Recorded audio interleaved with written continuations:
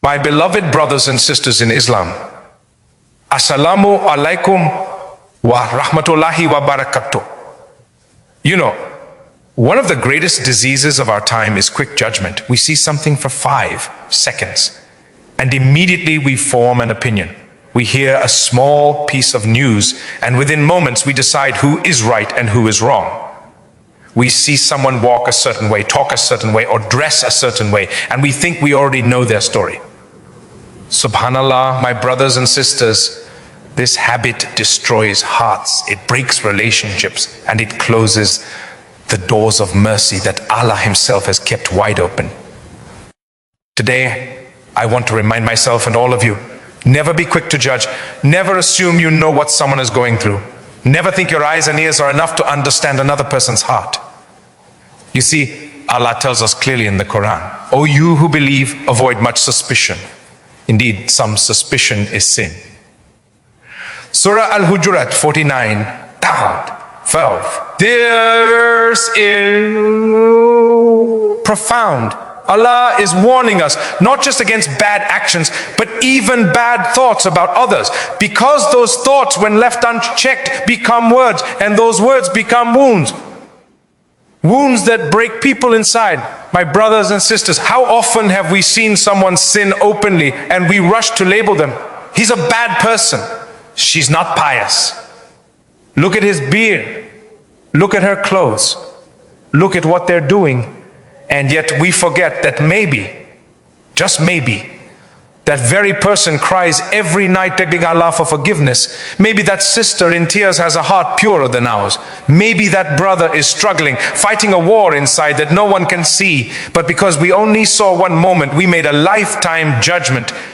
Do you know how dangerous that is? Let me share with you something beautiful. A man once came to the Prophet and said something judgmental about another person. The Prophet turned to him and said, did you open his heart? Did you see what is inside? Subhanallah, what a reminder. Only Allah knows what is inside the hearts. We don't.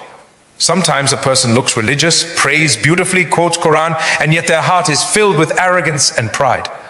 And another person may be weak in practice, struggling, but their heart is humble and connected to Allah. Who are we to decide who is closer to Allah? Who are we to measure faith when we ourselves are in constant need of forgiveness? You see, my brothers and sisters, when we judge others, what we're actually doing is trying to play God. We are taking a role that belongs only to Allah, the one who knows the seen and the unseen, the one who knows the beginning and the end. There's a reason why Allah has hidden so many things from us. We don't know who will die upon faith and who won't. We don't know who will enter Jannah and who won't. So how can we be so bold to say, this person is bad or that one is good? Sometimes the person you look down upon today may be the very person Allah raises above you tomorrow. You don't know how the story will end. And Allah loves to surprise His servants. Let me remind you of a beautiful hadith. The Prophet said that there was a man who killed 99 people. 99! Imagine if you saw such a man today. We would immediately say, he's doomed, he's evil. But when that man sought forgiveness sincerely and decided to change, Allah forgave him and granted him paradise. Subhanallah, 99 murders, and yet Allah forgave him. Why? Because his repentance was genuine. Because his heart turned to Allah. Now, let me ask you, my brothers and sisters, how many people do we condemn for sins far smaller than that? We see a young boy who doesn't pray yet, and we say, he's lost. We see a sister without hijab, and we whisper, she's not religious. We see a man making mistakes, and we cancel him. But what if that very person is on the path of change? What if Allah is guiding them slowly, testing them gently, while we are busy mocking them? We live in a W. Old, where everyone is quick to comment, but slow to understand. Quick to expose, but slow to forgive. Quick to recall, but slow to advise with love. The Prophet taught us something powerful. Whoever covers the faults of a Muslim, Allah will cover his faults on the day of judgment. Imagine, you see someone making a mistake, and instead of spreading it, you protect them, you pray for them, and in return, Allah promises to cover your sins. What more could we want? But today it's the opposite. The moment we see someone slipping, we rush to share it online, to talk about it, to humiliate them. And then we wonder why our own peace disappears.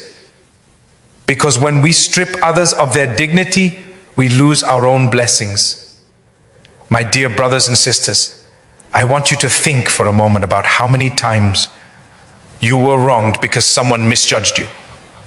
How many times someone misunderstood your silence, your actions, or your choices, and they painted a picture of you that wasn't true. It hurts, doesn't it? It cuts deep. So then, why do we do that to others? The Prophet once said, part of the perfection of one's Islam is to leave that which does not concern him. Subhanallah, mind your own business. If something is between that person and Allah, leave it there. You don't have to interfere. You don't have to give an opinion about everything you see. Sometimes silence is the greatest wisdom. You see, judging others is easy. It makes the ego feel superior. But looking inward, checking our own faults, that's hard. And that's exactly what the shaitan doesn't want. He wants us so busy judging others that we forget our own shortcomings. The truth is, every one of us has weaknesses. Every one of us sins. Some of us sin publicly, others privately. Some struggle with faith, others with anger, others with temptation. But the beauty of Islam is that Allah is as-sitir, the one who conceals. He hides our sins because he wants to give us a chance to repent. So the next time you see someone sinning, don't rush to expose them. Rather say, Ya Allah, guide them and guide me too. Sometimes the person you're judging might be carrying pain you know nothing about. Maybe they grew up without love, without guidance, without knowledge. Maybe they fell into sin because of trauma, addiction, loneliness. We see the surface, but Allah sees the story. Once, a man came to Umar ibn al-Khattab complaining about another person's sin. Umar said, if you had covered him instead of exposing him, it would have been better for you. This was the attitude of the righteous. They cared about people, not their faults. They prayed for their brothers and sisters, not against them. My brothers and sisters, I want you to reflect on how merciful Allah has been to you. How many times did you commit a sin and Allah covered it? How many times did you fall short and He gave you another chance? Now imagine if Allah had exposed your worst moments for the world to see. Could you bear it? None of us could.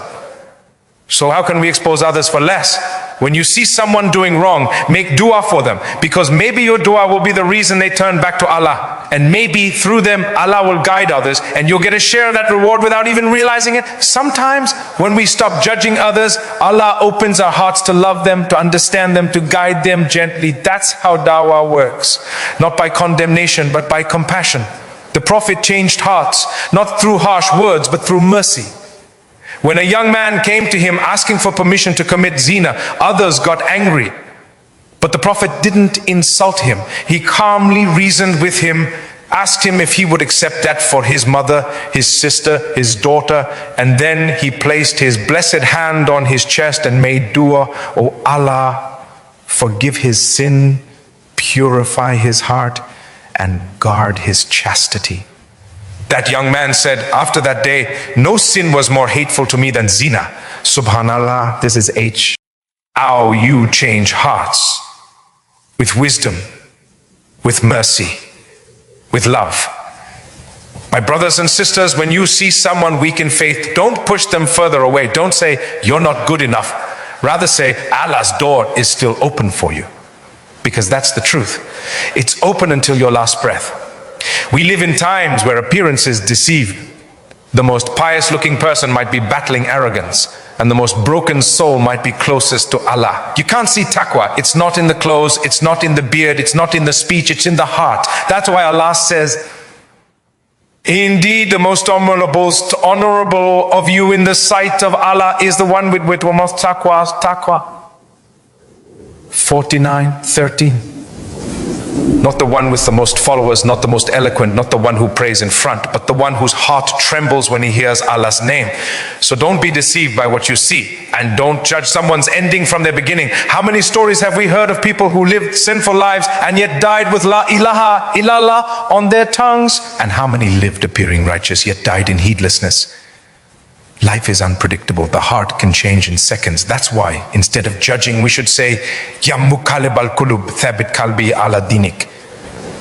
O turner of hearts, keep my heart firm upon your religion. because none of us are guaranteed guidance. The one you mock today may surpass you tomorrow. And remember, when you judge others harshly, Allah might test you with the same sin, because He shows us that none of us are immune. One of the pious predecessors said, if you see someone sinning, thank Allah for protecting you from it, and never think you are better than him. My brothers and sisters, the heart that rushes to judge others is often the one that has forgotten its own journey. Maybe you too once sinned. Maybe you too were once lost.